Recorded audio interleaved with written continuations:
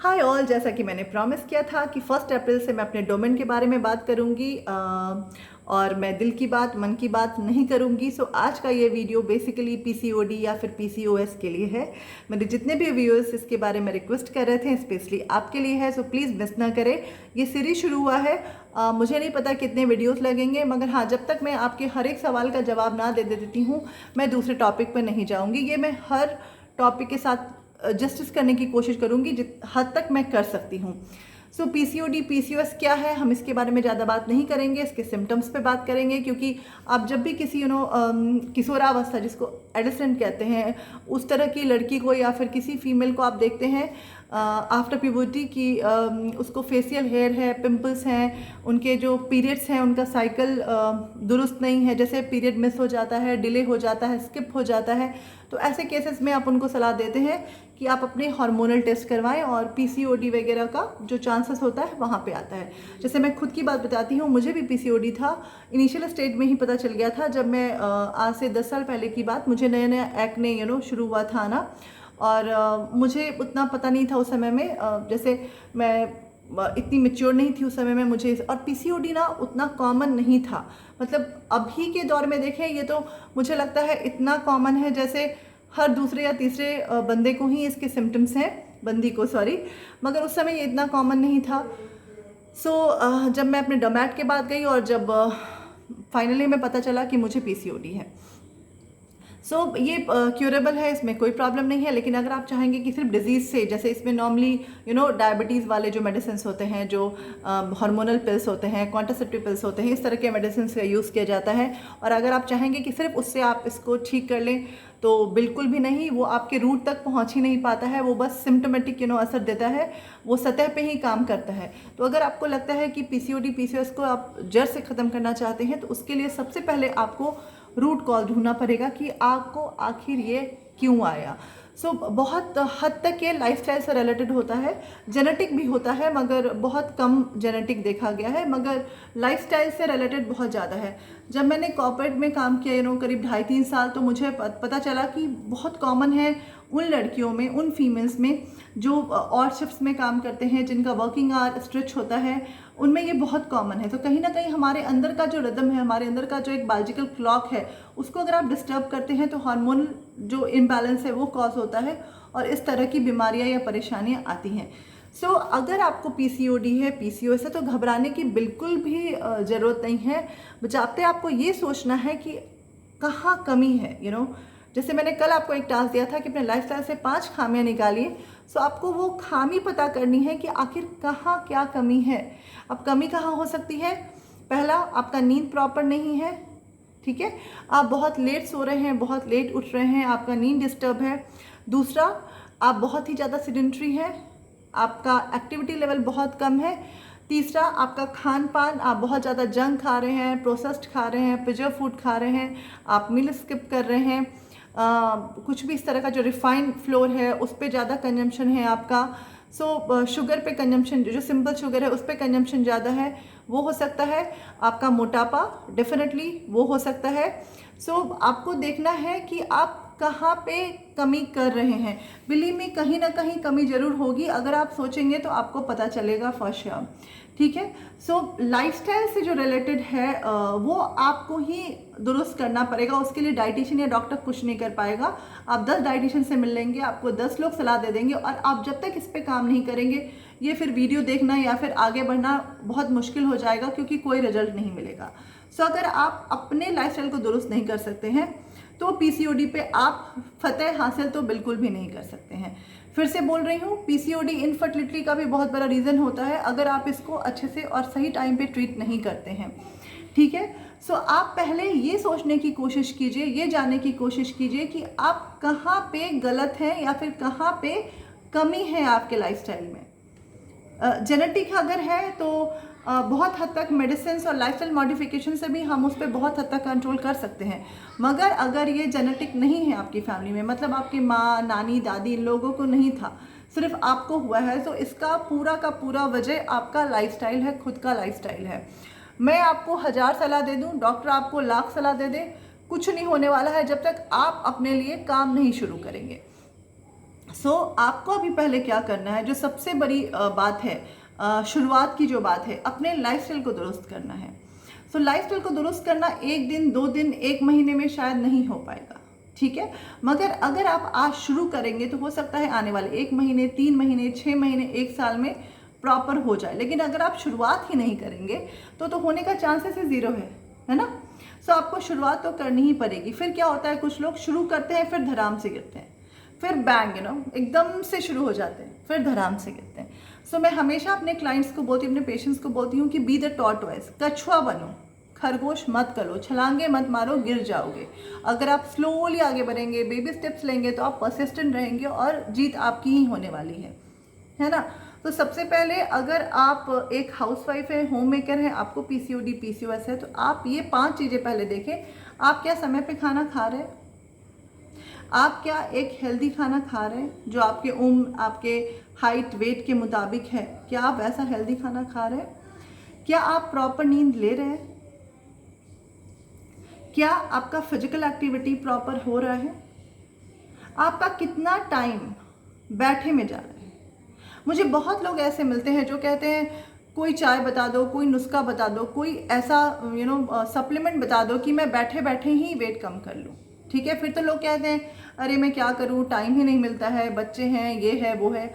Again, अगर आप इन सब से एक सामंजस्य नहीं बिठा सकते हैं, अगर आप इन सबको, सबकी ज़िंदगी में प्रॉब्लम है, सबको समय का अभाव है, बिलीव मी, सबको 24 घंटे मिलते हैं, मगर आप अगर हर एक दूसरा आदमी ही आपको बोलेगा मेरे पास तो समय ही नहीं होता है।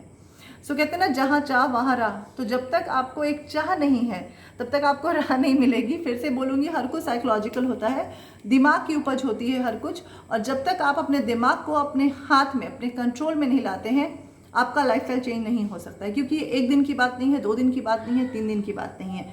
कोई भी मेडिसिन लेना बहुत आसान होता है, बस दवा खरीदो, खा लो, काम खत्म। क्योंकि कितने सेकंड्स लगते हैं, है ना।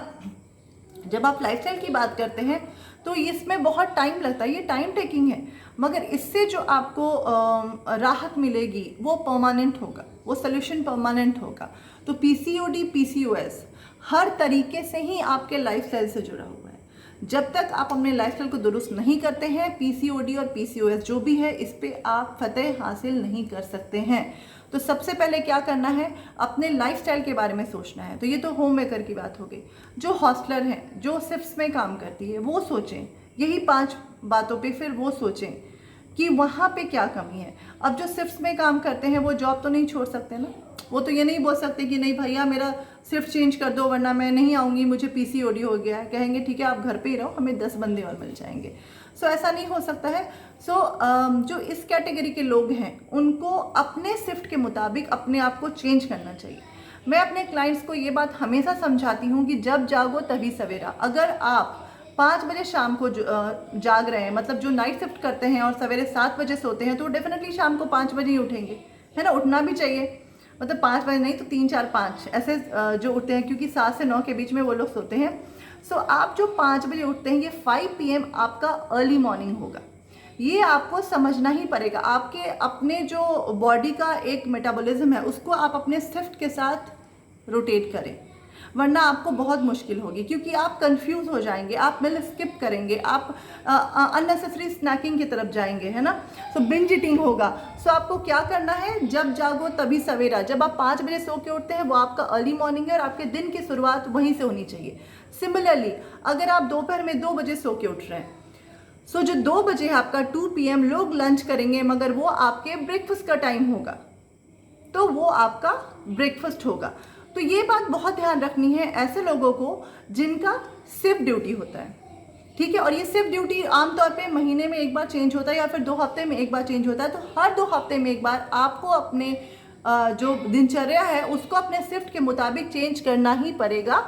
यही सोल्यूशन है आपके पास। हो गया। ये तो हॉस्टल का जो खाना होता है, कई दफ़ा देखा गया है बहुत ऑयली होता है, कार्ब्स ज़्यादा होते हैं, प्रोटीन फाइबर बहुत कम होता है। आप हॉस्टल तो हर बार चेंज नहीं कर सकते हैं। मैं हमेशा बोलती हूँ कि सेल्फ कुकिंग शुरू करो। कहीं ना कहीं ऐसा 3-4 बंदे मिलके एक रूम ले लो, एक फ्लैट ले लो और कोशिश करो कि एटलीस्ट 2 मेजर मील जो है वो खुद से कुक करो, ठीक है। उस पर हम अलग से फिर वीडियो करेंगे। सो अगर ये भी पॉसिबल नहीं है तो आप ये कोशिश करें कि रॉ ज़्यादा खाएं, जितना भी हो सकता है फ्रूट, सैलड्स, नट्स, स्प्राउट, उसका कंजम्पशन बढ़ा दें। क्योंकि इतना पैसा हमारे पास शुरुआती दौर में नहीं होता है कि हम हॉस्टल का भी पे कर दें, हॉस्टल का खाना खा लें, फिर सारा खाना इधर उधर से खा लें, और इधर उधर से भी आप कहाँ खाएंगे। कैंटीन का भी खाना वैसे ही होता है, होटल्स का भी खाना वैसे ही होता है ना। सो आप एक काम कर सकते हैं कि आप ज़्यादा से ज़्यादा कोशिश करें रॉ खाएं। जैसे आप हॉस्टल का खाना खा रहे हैं या फिर कैंटीन का खाना खा रहे हैं, कोशिश करें कुछ सैलड्स खुद से कैरी करें। वो हो गया। तीसरी बात है, जो यंग गर्ल्स हैं जिनका नया नया एडोलेसेंट शुरू हुआ है, जैसे कि जो अर्ली प्यूबर्टी में है या फिर जिनका नया नया प्यूबर्टी आया है, ऐसे लोगों में भी पीसीओडी बहुत बहुत चांसेस है, बहुत पाया जाने लगा है आजकल। सो आप ये देखिए आपका वजन कितना है। एक बात मैंने देखा है, 6-7 स्टैंडर्ड के बाद लड़कियां एकदम से सेडेंटरी हो जाती हैं, पढ़ाई का इतना बोझ आ जाता है, और पेरेंट्स वही प्रोत्साहित नहीं करते हैं कि उनको कहना है कहाँ जाएगी, वो तो घर में पढ़ाई बहुत है, होमवर्क है, ये असाइनमेंट्स, ये ट्यूशन्स। मैं सारे पेरेंट्स से निवेदन करती हूँ कि जो ये आपका सिडेंट्री पना, जो आप अपने सिडेंट्री पना एक यूनिक वर्ड है, मगर जो आप ये दे रहे हैं, पता नहीं इसको हिंदी में कैसे बोलेंगे, ये आप जो दे रहे हैं अपने बच्चों को, बच्चियों को स्पेशली, ये आपको आगे चल के बहुत पछतावा देने वाला है।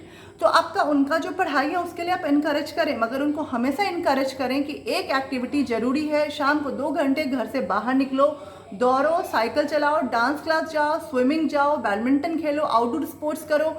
फिर मैंने देखा है कि पेरेंट्स खुद भी फ़ोन पे होते हैं, और बच्चे जब नीचे आते हैं तो उनके पास भी अपने खुद के गैजेट्स होते हैं। प्लीज़ गैजेट से दूर रखें।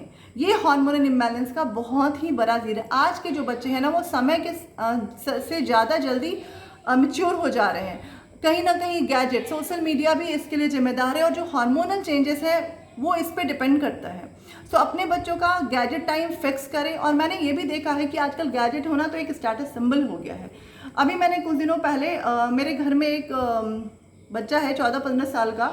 सो उसके पास खुद का मोबाइल नहीं है, नहीं उसको उसके सारे फ्रेंड में सबके पास खुद का मोबाइल है, नहीं उसने जब ये बात मुझे बताई तो अरे ऐसा क्या है कि मोबाइल सबके पास अपना है। जब तक आप घर में हो तो आप अपने मम्मी पापा का मोबाइल शेयर करो, ठीक है, खुद का मोबाइल रखो, मगर अपना मोबाइल जो टाइम है वो लिमिट में लाओ।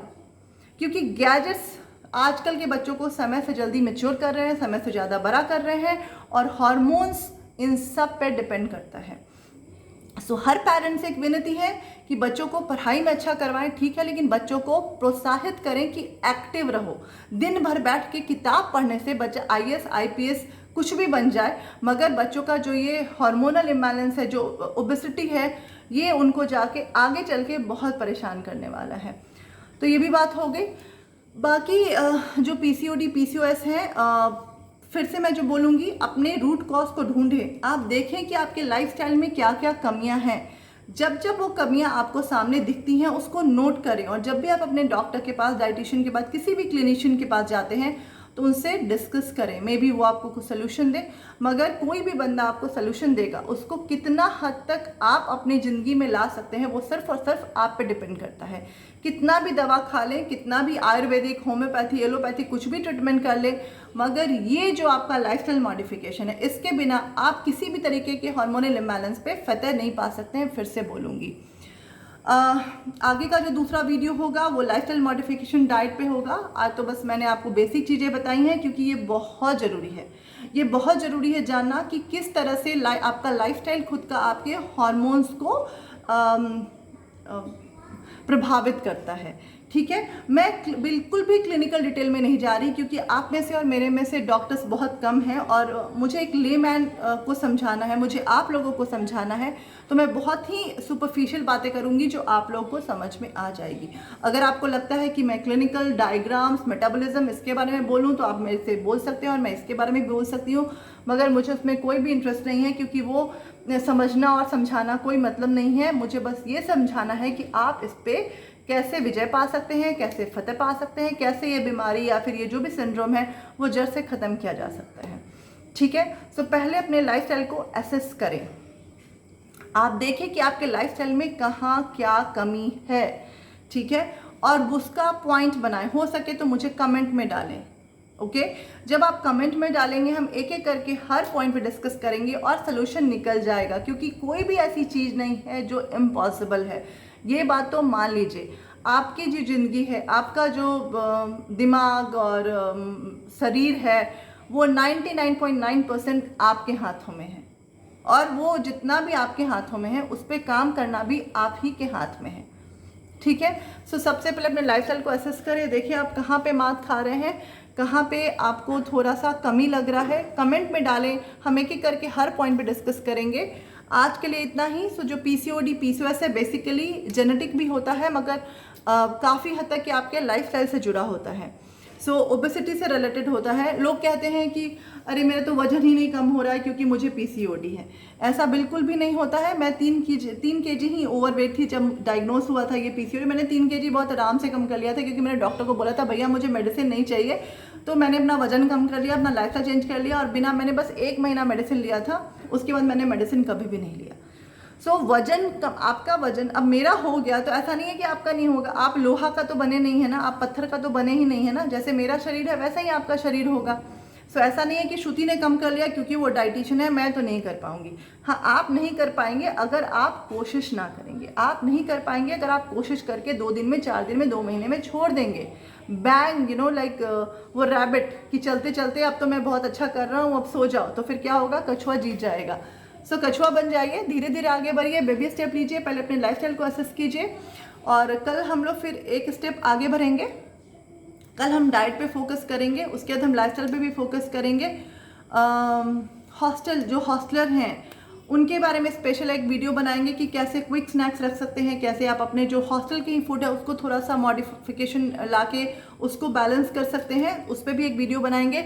मैं शायद भूल जाऊंगी तो आप मुझे कमेंट में डाल के याद दिलाते रहे, ताकि मैं हर एक पॉइंट पे वीडियो बनाती रहूं। आज के लिए इतना ही। पीसीओडी शुरू हो चुका है, एक भी वीडियो मिस ना करें। आज तो जरूर बोलूँगी लाइक, सब्सक्राइब और शेयर करें, क्योंकि मुझे पता है मेरे वीडियो से बहुत सारे लोगों को बेनिफिट होगा। इतना तो कॉन्फिडेंस है मुझे अपने आप पे। ठीक है। Thank you so much. Good night, bye bye, take care.